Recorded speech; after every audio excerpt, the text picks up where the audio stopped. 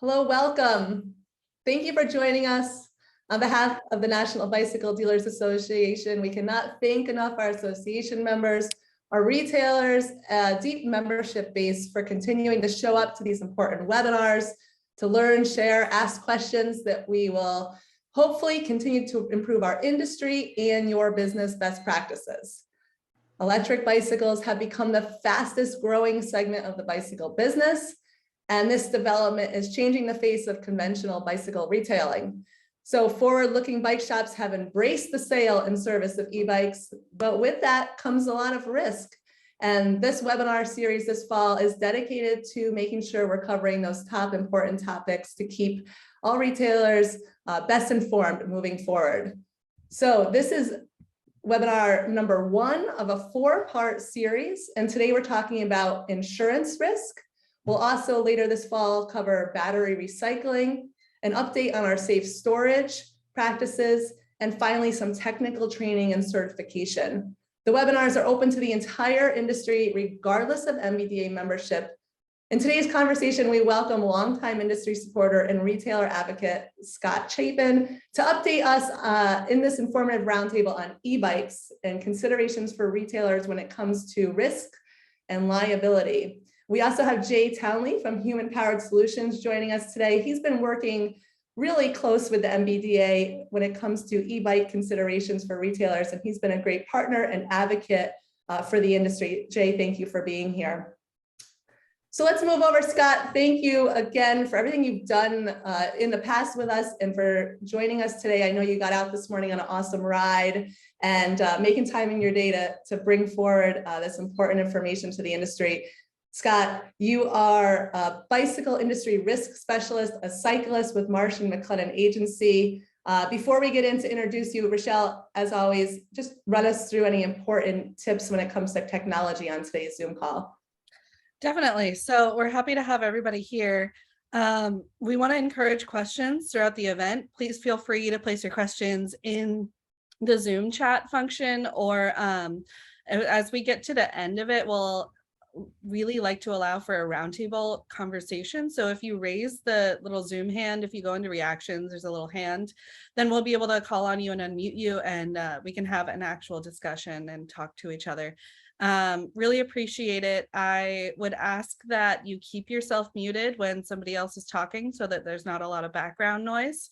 And if you could place your name and maybe your shop name or the company that you're with in your name so that we can easily identify you, that would be great. That's it. Awesome. Thanks, Rochelle. Yeah, as she said, we really want to keep this roundtable informative. So we're not doing a PowerPoint presentation today. We want to be able to see each other, answer any questions. We know there's a lot of questions that we hear all the time, like, should I be working on this bike? Should I increase my insurance coverage? That's what we want to get into. So every question is a great question. Please, please, please use that chat function or raise your hand. This is a spot dedicated to answering those questions. So without further ado, Scott, can you please just welcome yourself? Tell us a little bit more about you and how Marsh and McLennan supports retailers' insurance needs. Sure. Again, I'm Scott Chapin. I've worked at Marsh and McLennan for 29 years, which is hard to believe, actually. We actually have several insurance programs within the bicycle industry vertical. Our first program was actually started in 2006 or 2007. It was really to kind of revamp and build a specialty insurance program to meet the needs of bicycle retailers. So that has been around. That is perpetually morphing every year as the industry changes. We need to stay ahead of what the new exposures are, what shops are doing, what they're not doing. And of course, e-bikes are a big part of that. We also insure, have a program for product liability for manufacturers and suppliers, and work with startups all the way to manufacturers in the billions in sales, and a lot of e-bike. So having, I guess, more of a broad base than just working with retailers. I understand some of the differences that and how these risks go from one to the other. We also have a program for professional trail building contractors. So all the fun mountain bike trails that a lot of us like to ride are built by contractors, and then anything and everything in between. So that's what I do all day long. And you're an awesome cyclist and a good friend. And I know you spend a lot of time answering questions and concerns. Now, we are advocating for retailers. We see fires happening. We've had our past webinar series around UL certifications. There's a lot of things when it comes to e-bikes. I have retailers telling me they can't find insurance. I want to dive into all of that. When it comes to e-bikes, and I know you and I talk often, what are some of the things that you're hearing most often? What are some of the concerns that you have, Scott? I would say the number one concern, just from managing risk, has more to do with the servicing of the e-bikes than anything. Obviously, a bicycle retailer that is selling a brand that's a unknown brand, that brand has gone through the testing. I mean, the insurance industry is pretty comfortable with those bikes being on the showroom. They're new batteries, they've been tested, etc. But where I get a call a day at least from individuals in the industry, shops, whatever it might be, specific to servicing. Like, should I service this unknown brand that one of their customers brought in? Maybe it's a direct-to-consumer brand. Maybe it's one they've just never heard of. Maybe it's one that has been modified to go beyond class 3. Maybe it is beyond class 3. Maybe it's should be licensed for road use. Like, should I or shouldn't I work on any part? I mean, should I change the tire on this? Should I do anything with the motors? And so that's the real issue right now is those particular liabilities, because the insurance carriers, I think it's safe to say most insurance carriers that rate bike shops, except for our bike shop insurance program, because we've educated our underwriters and worked way ahead of the curve on that. With e-bikes, most carriers have very little comfort with anything to do with e-bikes, and a lot of it's just because of the lack of n equals a small number. They just don't have the experience to or really the desire, because there's not enough premium volume to just say, yeah, we're cool with class 1, 2, and 3 e-bikes, and whether it's an e-bike specialty store. It's easier for them just like, oh, I hear all these things on the news. There's data that shows that these batteries start on fire. We're just not going to do them. So then I get all these calls. And so, yeah, it's a little bit of the Wild West when it comes to insurance. But I do think really the focus needs to be on trying to figure out what these best practices are for the biggest frequently asked question to me being, what should I work on? What shouldn't I work on? And the reasons why. We can talk more about that, but that's kind of more of a view from 30,000 feet of what I see every day. Yeah, I feel like everyone's response is a little bit different too about what their policy is. And some retailers are even clearly stating it on their website so customers can see ahead of time what their policies are. I just put a chat into the chat. Thank you for being here. I spelled thank you wrong. Sorry, I was typing quickly. But any questions around servicing e-bikes, please feel free to ask, and we'll make sure we ask them to Scott. Scott, are you hearing or seeing the same things about some retailers having a hard time if they're selling a higher percentage of e-bikes getting insurance? Yeah, I mean, I see it because, literally the phone call I took before this webinar was a shop that's being non-renewed because they're selling, they sell more than 10% e-bikes. And so I think some of the insurance carriers right now that are admitted or a kind of a standard insurance market, they must be sending a lot of non-renewals, because I'm getting 2 calls a day right now. And again, it's, I can help them. It's not an issue, but yeah, I think overall it's just there's a little bit of a disconnect as to what the real risks are, and I think most of these carriers they just really don't want to try to learn like how to manage that risk. But our carrier that we work with, they know we can advise our clients, and we have specific guidelines and recommendations, and they know that if our customers want, that information, we can help manage the risk, which helps them. So, yeah, I mean, I think right now, and I'll just keep rambling.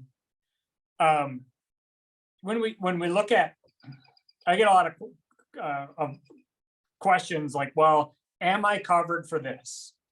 Am I covered for working on a bike that is class, beyond class 3? Or am I covered if I work on this cheap bike that may or may not have product liability insurance? I've never heard of it. The short answer is you're probably covered if something happened. But the problem is, even if you're just changing the tire, if the bike that you're working on is an overseas company that is direct to consumer, doesn't have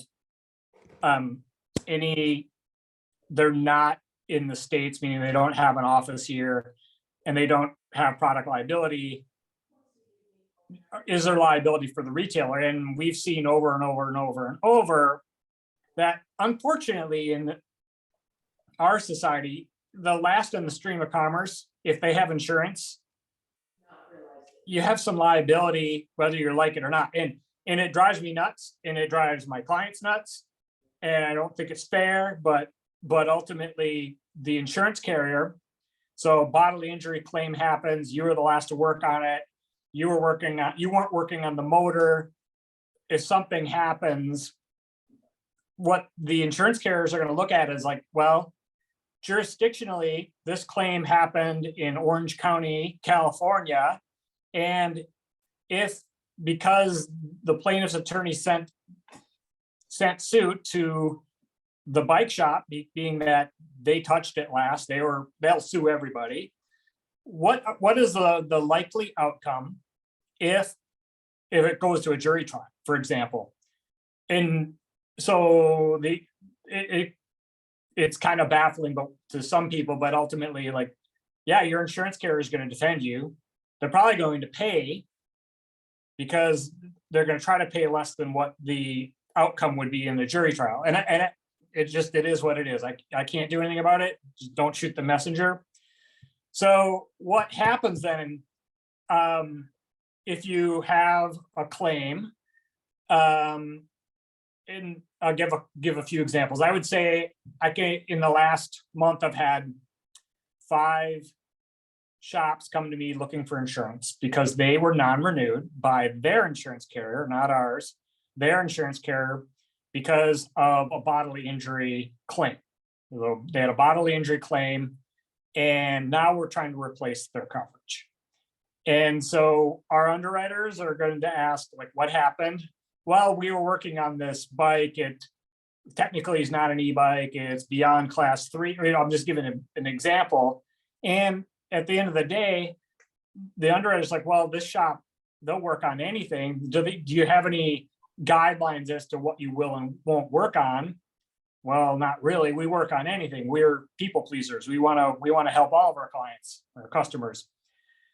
And yeah, I can get them insurance, but I would say on average, in those circumstances, when somebody gets non-renewed due to a bodily injury claim, most of these are not small. They're high severity, low frequency. The amount of premium that you're not going to pay is probably, because you're going to have to go through the excess surplus lines, I would say the average increase is 600%, 6 times.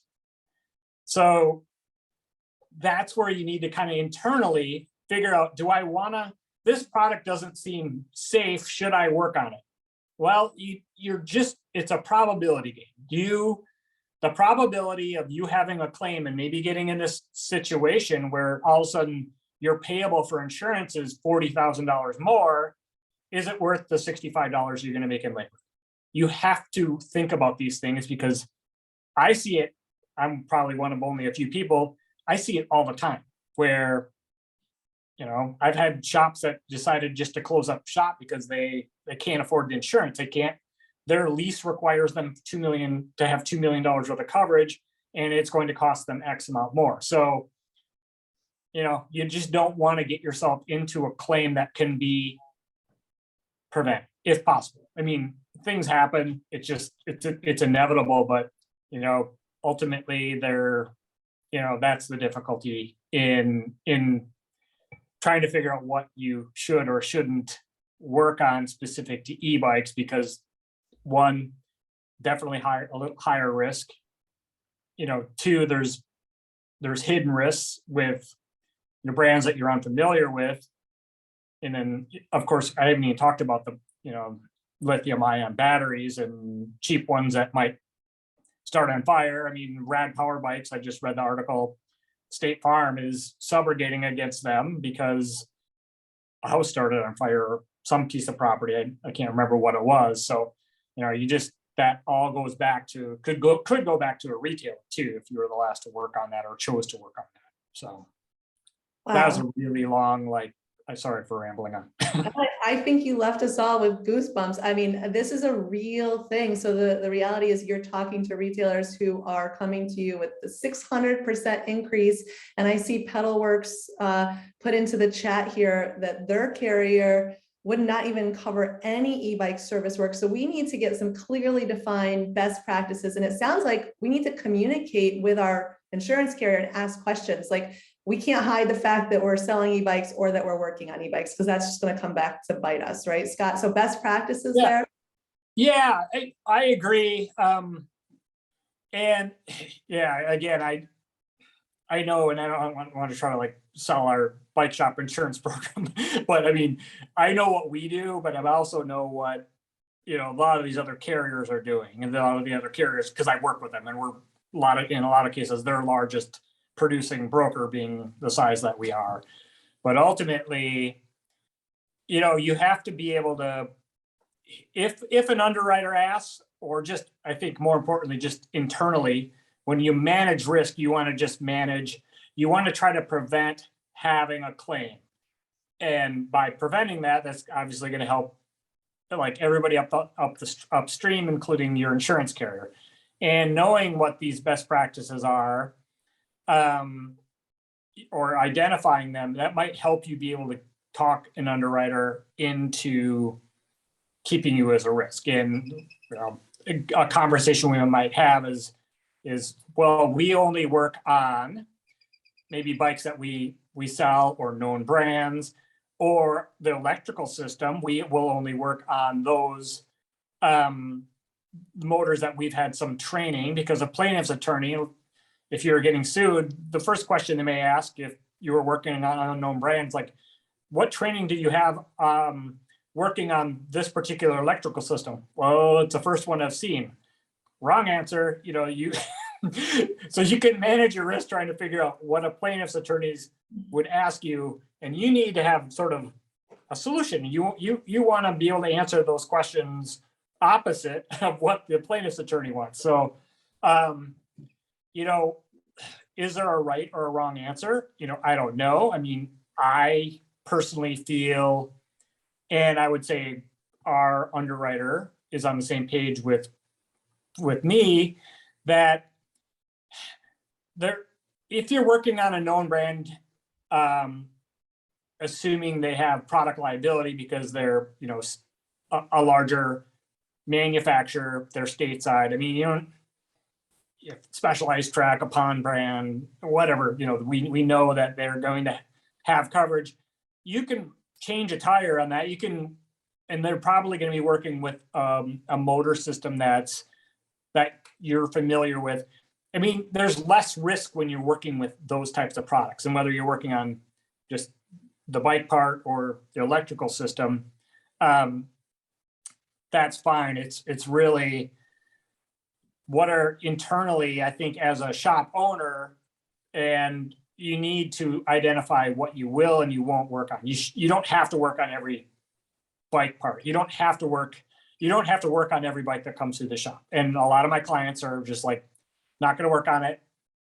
And again, I think most bike shops, at least the ones that I've worked with in my life, they're people pleasers. That's hard. I mean, it's hard for me to say no. I can't work on every insurance account, but sometimes I have to just say no. I can't work on this. Isn't gonna be a good fit.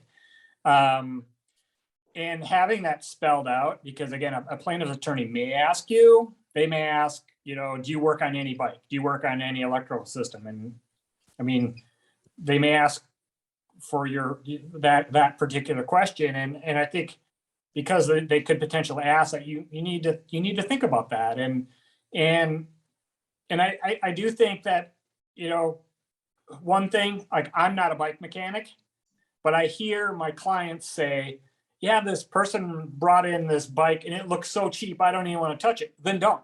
I mean, just say no, because if it's all probability, it's N equals. So if you're working on a particular product that doesn't seem safe, that maybe you wouldn't let your kids ride, you probably don't want that minuscule service revenue, because the probability of somebody getting hurt on that bike that you feel, because you're a mechanic, you know bikes, it potentially could fail and cause a bodily injury claim. It's just, you got to think about yourself and think about managing your own risk, and you got to think about your customer. And then, the other thing, it's pretty easy to look at the electrical system of these bikes. It's like, do you recognize the motor brand? Does it have any stamping on it as far as the third-party testing? No, I don't know. I wouldn't work on it. You're just asking for trouble. The big issue, like with a bodily injury claim, so somebody going over the handlebars and getting injured, or a throttle sticking and somebody get injured, is you kind of injure N equals 1. But what's scary is when you are working on non-tested battery or electrical systems in general. We all know that generally the cheap untested batteries are causing these fires or incorrect charging instruction. Ultimately, now we have a whole different, like, N equals, I mean, you could set an apartment building on fire. I mean, that's scary. And so, I know the insurance industry, at least the carriers that I work with on both the manufacturing and retail front, if it's third-party tested, they're pretty comfortable with that, and you should be, because they are. Ultimately, there's N equals a very small number of property damage claims for those tested products. So one other thing that I'm seeing, and I've had people ask me, so I asked yesterday, I had somebody bring up, like, can we have sort of a release of liability, or that states, maybe it's not technically a release of liability, but it's something you have your customer signs, like, we will work on this, but we accept no responsibility. You have to take your battery out. We are not familiar with this brand, blah, blah, blah. Will that hold up in court? I did talk to an attorney yesterday who, specializes in releases, and they're like, yeah, if you have because it might be different in each state, that might be something that could help mitigate some risk if you really want to change a tire on this extremely cheap appearing e-bike. So, it's just something to think about. I'm not an attorney. I can't provide a legal opinion. I can just ask people who are smarter than me. So. Yeah, we did have a comment about requiring a signature in the chat. There's a lot coming in the chat right now, that tested to, listed to, certified to, UL 2849. That's important. We have a chat here. I have customers who tell me the apartments no longer allow e-bikes inside, and we're going to start talking about those storage options for the batteries or the complete bikes. And I know we'll get into that in our webinar series later with Mike Fritz from Humans Powered Solutions. I have a question. I have a comment from a retailer who just opened a store who is having a hard time opening because they can't get insurance. So they've had to delay their opening. That's awful. There is a question in here, Scott, for you on renting e-bikes. Yeah. So if you're renting e-bikes, specifically long-term monthly rentals, and you're doing the servicing yourself, do you see that as more or less risk than selling? Is there any? Whether it's an e-bike or a non-e-bike, anytime you enter into a maintenance agreement, there's definitely more risk because there's a certain expectation because it's part of the lease. So really, I'm working with some clients that are looking at some large scale leasing operations. So how do you manage that? It's really making sure that you do have, just like most good bike shops are, keeping records. So you just have to have a good service record. You have to, I guess, a challenge that a plaintiff's attorney might say is like, how come you only had the service interval at every 3 months? Should it be a different, I don't know what the answer to that, but obviously same thing goes with bike share systems. It's the sort of the frequency and the record keeping of the service is what either gets you in trouble or keeps you out of trouble. But you have to have that sort of archivable or retrievable checklist. And so, I don't, it's not a huge risk compared to the daily rental, because the longer term rental, that's really their bike, or if it's a lease, and they're probably more apt to understand that bicycle after the first couple of rides. Whereas like daily rentals, like you have no idea how experienced or inexperienced that person may be. And they're going to hop on an e-bike that has torque that maybe they haven't been on a bike in 20 years. That's where it's all about that communication and making sure that there's, you educate before that person gets on the bike. And then also have the pre and post ride checklist, because they could allege something was loose or the chain or whatever, I've seen it all. So. Yeah, with rentals comes a lot. Second part of that question, is there any concerns or are you hearing any troubles from retailers if they're renting acoustic and then they choose to rent more e-bikes, that they're having a hard time getting insurance for e-bike rentals in particular? Or? Well, again, so I work with all these carriers that we're talking about. The carrier that we have our bike shop insurance program, we have way more flexibility than the other carriers that I work with. So yeah, I would say that most carriers other than our preferred carrier, they don't want anything to do with e-bike rentals. So it's really difficult. We don't have a problem with it, but we also are going to ask a whole bunch of extra questions before writing that risk, but we can do it. Yeah. Jay, what are your thoughts? Any questions coming to your mind that we haven't dove into yet?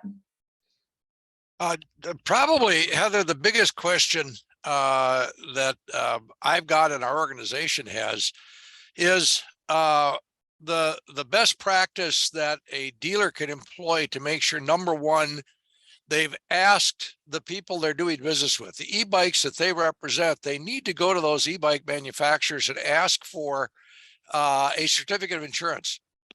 If not a certificate, they've got to at least ask, do you have insurance? And if so, what, with who? And I'm sure Scott would agree that from a business standpoint, that to me is one of the first things that the shops and the shops that are listening here, certainly, but the shops in the NBDA membership need to understand that they've got to ask the brands. I don't care if it's a number 1 brand, number 2 brand, or a number 10 brand. Any brand they do business with, they should ask that brand for proof of insurance. Then in turn, if they've got any questions about that insurance, Okay. they certainly can go to the NBDA compliance group, which we're all a part of between you and I and Mike. who my partner's a mechanical engineer, so he can deal with that side of it. And if not, we reach out to Scott and we ask Scott Chapin relative to the questions we get from the dealers. So it's just to emphasize those two pieces. Lastly, the biggest problem in all of this is the battery. It's the biggest question. I'm sure Scott would agree that we get right down to the practical day-to-day. What's the concern? It's the battery. If you're concerned about the service you're doing, you're concerned about an e-bike, take the battery out, give it to the consumer, or have the consumer take the battery out and have them get it out of your shop. Yeah. I mean, that's just a simple, don't store it, don't keep it. The consumer bought the bike. There's certainly service you can do under your insurance, making sure you've got coverage, and it is adequate. But the biggest thing you can do, I believe, is have that battery taken out of your shop. The consumer takes it home. So those would be my points to discussion up to this point. Yeah, and and one thing I'll slightly disagree with is I don't think Tractor, QBP, or Specialized want every shop asking them for a certificate insurance. I mean, in my opinion, these known brands are fine. It is there's a lot of small, foreign-owned, direct-to-consumer, and where it gets really tricky. And I wish, because I write a lot of these manufacturers, I know who has it. I know who's been running without it, because they come to me looking for insurance. And some of them that are out there, they're not necessarily small and they don't have any insurance and whatever. They haven't for a couple of years. So it's one thing if you're a dealer.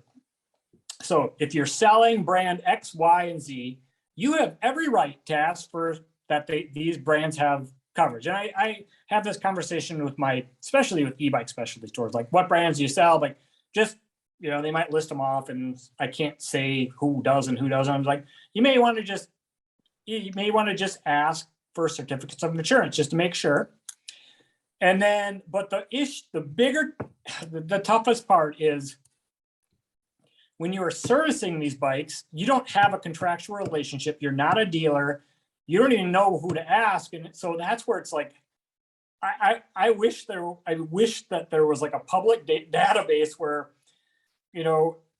where it could be known, but unless you've gone through, there's some direct to consumer brands that they have dealer networks to do the service. And in that case, I think it's acceptable for that brand because you actually have a contractual relationship with. You can ask them for a certificate and they'll happily give you that. But there's so many unknowns where it's like, who do I even ask? And that is probably the most difficult part about this riddle, this puzzle of brands is there's a bunch, and like, how do you even ask? How do you even find out? I mean, because you don't know, you don't have a contact for the owner of like, this bike just showed up in your shop, and that's where it's like, that might be that's the hardest part. I wish there was. I don't have a solution for that. I don't know if there is one as of now. If I could break all confidentiality and I know what I know, I'm like, you know what, that brand, I know they don't have insurance, but I'd lose my job. So I can't do that. And so it's difficult on the service side, easier if you're a dealer. Yeah, understood. Yeah, Scott, I want to dive into this, the bikes that end up coming into retailers for repair and best practices there. Obviously, you're working with a lot of retailers. You found a way to offer them insurance that covers them.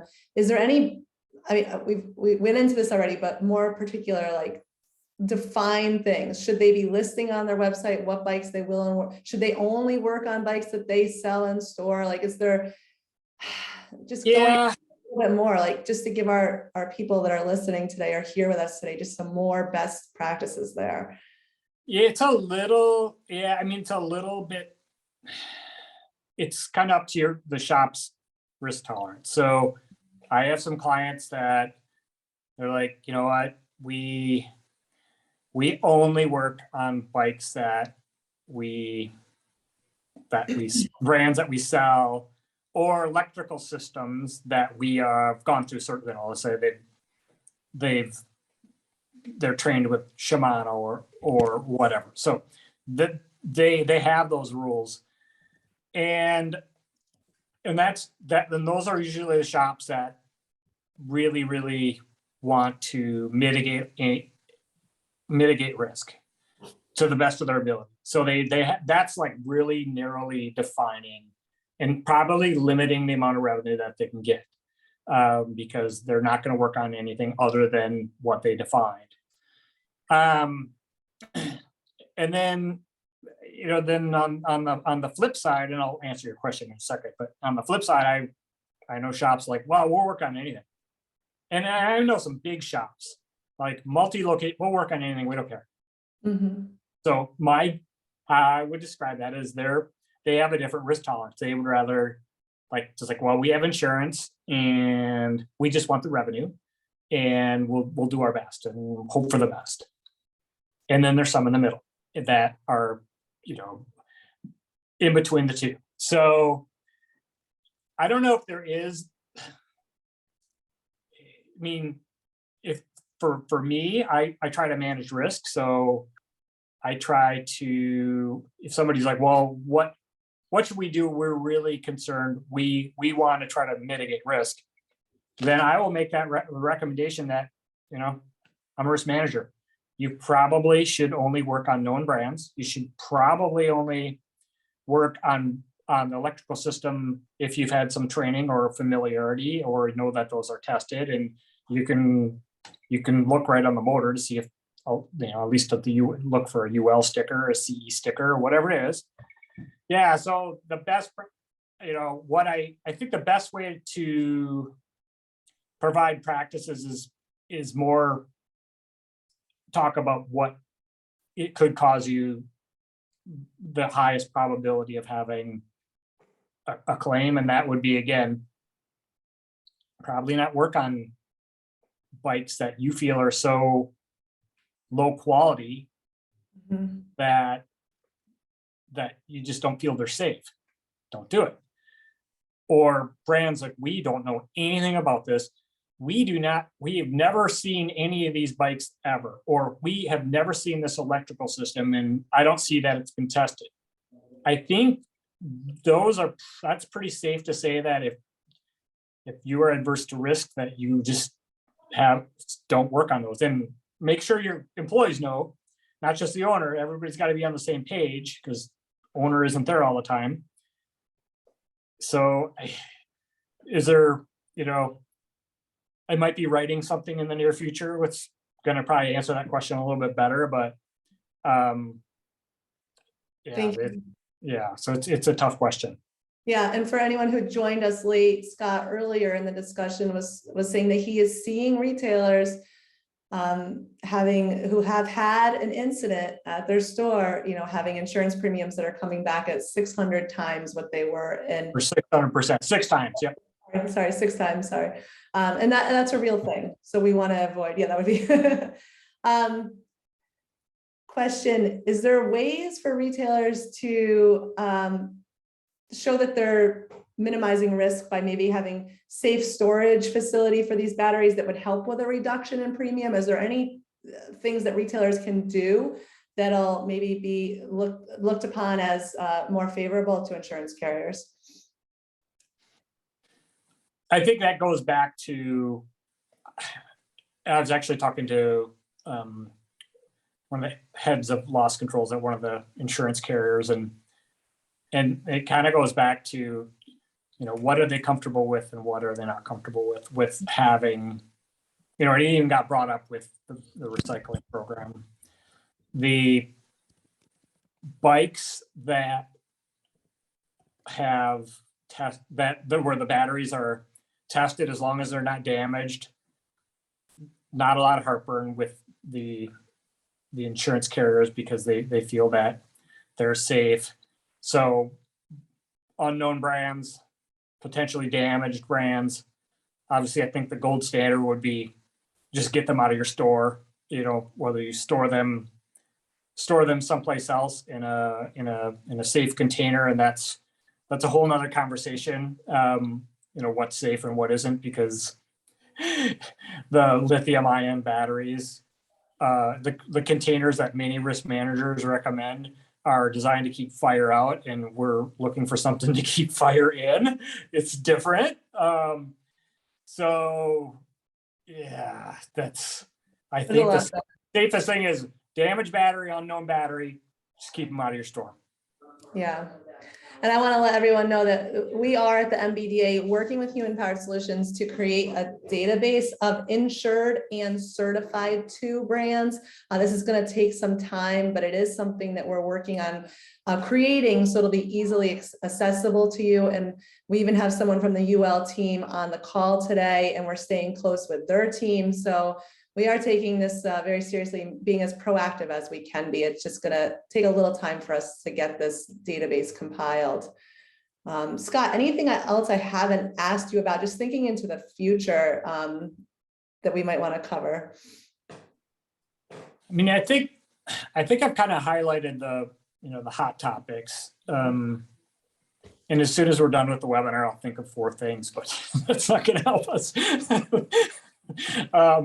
That's how my brain is today. But I mean, I think those are the main things. And the problem is, like, every shop's a little different in what they do and what they don't do. And so it's kind of hard to create sort of a protocol that is one size fits all. So that's difficult. But I just think, knowing what can happen if you do have a claim or an incident, I think it's important. And internally, just trying to figure out what's best for your shop to help reduce the chances of having a bodily injury or a property damage claim, just because the effects it's not just 1 year. I mean, shop that just came to me, I found them replacement coverage. Their broker couldn't find anything. I found one solution that was $20,000 more, but they're going to pay $20,000 more for like 3 to 5 years, because that is going to, that claim shows up on their loss run. So yeah, that's, and they're like, well, that was the most expensive $100 service charge that we ever did, because that's what caused it.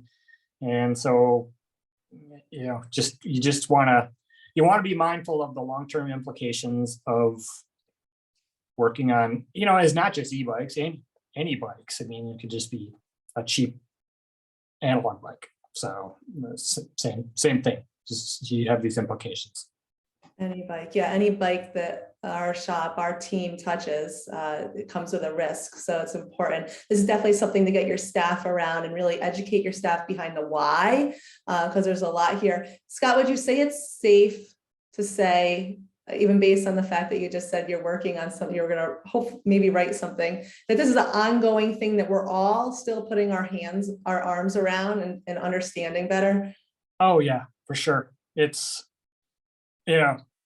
for sure. And I feel like I've got a big head start in, working with people like you and other industry folks, and, and then working with a lot of e-bike manufacturers, you can kind of tie all that together, and I feel like I got a good head start, but it's, it's a work in progress, and it'll continue to be work in progress, because as everybody knows, there's all these brands that existing brands are like, well, we want to start selling bikes that go 40 miles an hour. And that's what a lot of people want. So then we got to add that, that's a whole nother, it's a whole nother level of risk. So it's not going to, it's like, okay, things are static, we'll come up with a good solution for everybody. It's going to be a perpetual work in progress, in my opinion. Yeah, I mean, we see a couple of lawsuits with RAD. We see the New York City with the explosion of batteries related to, or fires related to lithium-ion batteries. This is only something that we're going to continue to see evolve, and it's important that we have these conversations. And I know, like I said at the beginning, retailers are having some troubles finding insurance. We see premiums going up. Scott, I just can't thank you enough for the work you're doing to get, to get ahead of it, if you would, so we can continue to bring affordable options to retailers, because we want to see this segment thrive. Yeah, it's really hard to, and I'm glad we can help in most cases. But I mean, 5 years ago, 5 years ago, our underwriters for our bike shop insurance program, I actually challenged them because they're like trying to figure out what e-bikes were and weren't and the different classes. I'm like, you know what you should do? I think your whole underwriting team should go and rent e-bikes for a day. And they did.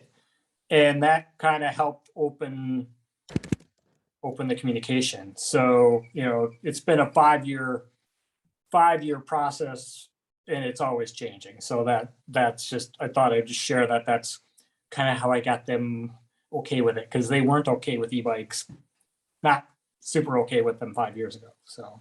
Yeah, and there was a question here from San Diego Bike Shop. How many fires have been recorded as a result of batteries catching fire? I can say that we did survey our members after our webinar series in the fall, asking them, are you aware of the dangers? Have you had an incident? And 10% of the respondents have had an incident at their store. We're getting our hands around what exactly those incidents were to see if we can bring forth any common denominators or whatnot, but it's happening more often than you would think. The couple questions popping up, Scott, in the chat here.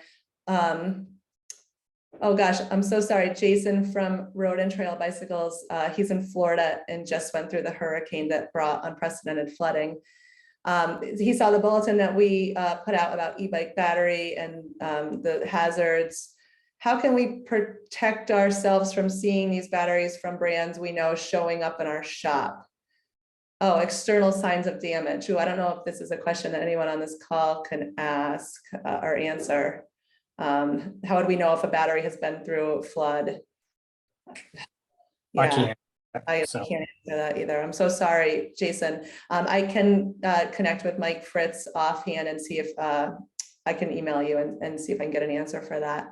A question here, are the insurance claims from e-bike customers usually due to fires or other electrical problems, or are they mostly a result of ordinary bike crashes unrelated to the power system? So do you know that, Scott? Yeah.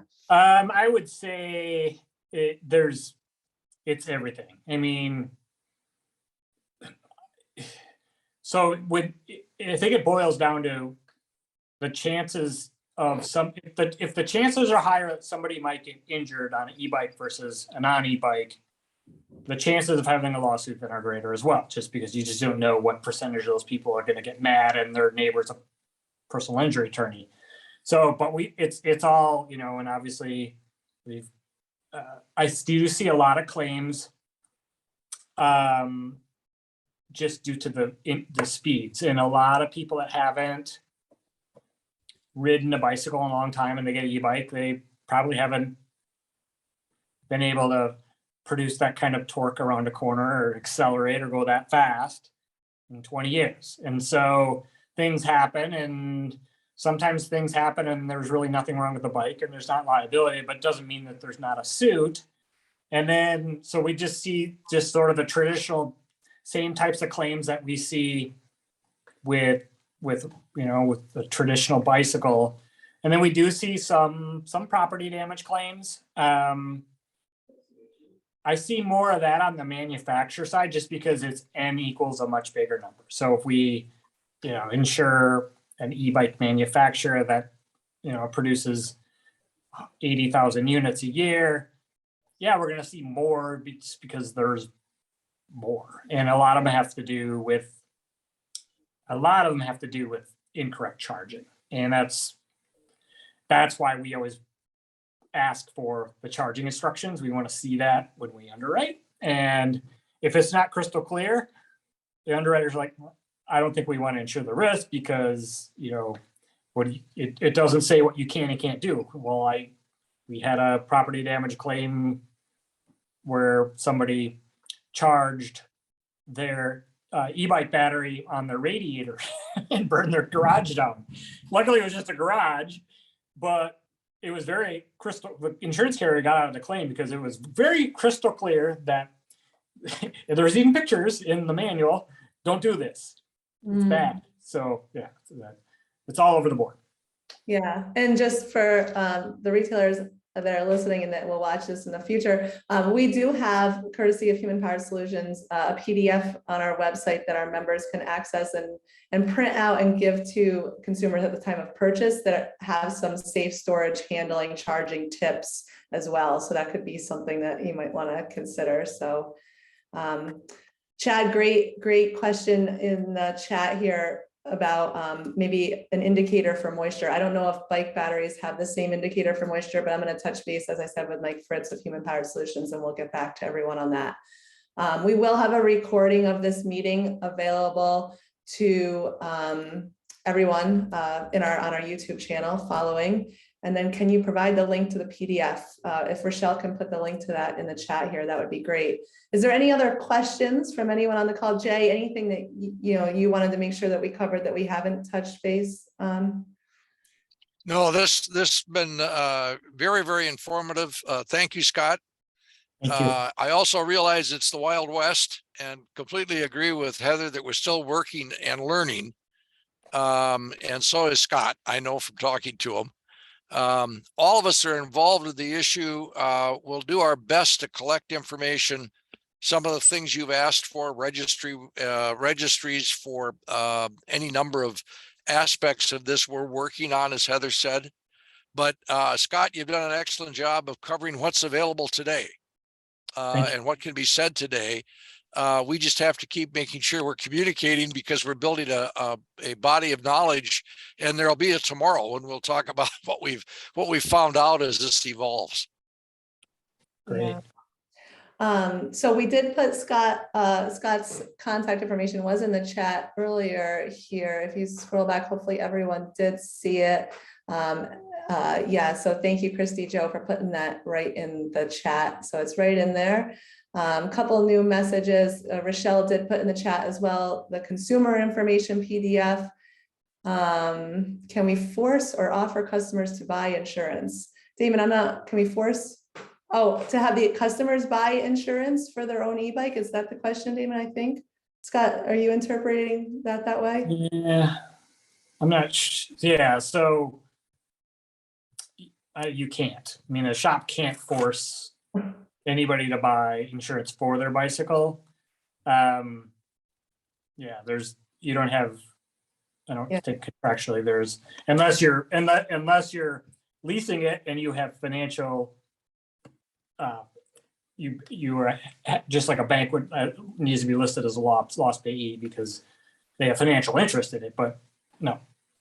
Yeah, all right, thanks, Scott. Yeah, so we unfortunately can't force the consumer to buy the insurance. Thank you, Scott, for clarifying that, and Rochelle for linking the PDF files in the chat. If you're an NBDA member in your member resources area, there's a whole area dedicated to e-bikes. We're going to be adding to that as we move along, but you'll find a lot of important stuff in there. Thank you to Jay, to UL for sharing up today, for Scott for his for showing up today, for Scott for his time.